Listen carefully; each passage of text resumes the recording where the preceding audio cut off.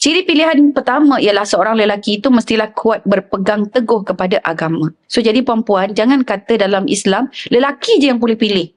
Tungkahul mar'ah li arba'in. Ingat yang tu je. Padahal perempuan ada 5 lagi. Kita boleh pilih berdasarkan ini. Jadi berpegang teguh kepada agama ke tak? Atau hanya dia tu sekolah agama je? Pastikan segala arahan agama dipatuhi dan segala larangan agama dihindari. Itu akhlak dia.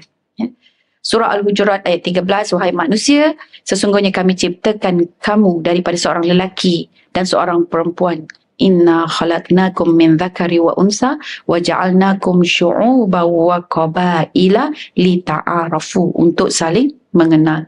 Sesungguhnya orang yang paling mulia di antara kamu, inna akramakum indallahi atqakum, yang paling tinggi nilai takwanya.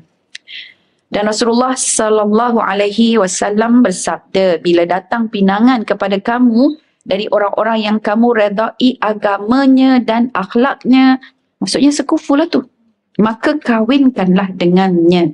Sesungguhnya sekiranya kamu tidak berbuat demikian akan menyebabkan fitnah dan kerosakan di muka bumi. Jadi sebab itu kalau bagi lelaki dia berkahwin dengan wanita ahlul kitab, boleh ke tak boleh? Boleh. Walaupun agama kan. Jadi agama ini dia letak kepada bagi wanita. Jadi agama itu.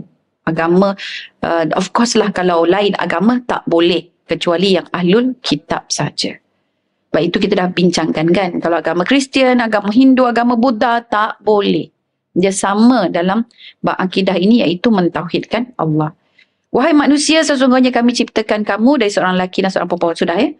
Okey, kemudiannya Nabi sebut seandainya sesungguhnya sekiranya kamu tidak berbuat demikian, maksudnya kita tidak mengkahwinkan anak kita itu dengan orang yang sekufu, akan menyebabkan fitnah dan kerosakan di muka bumi.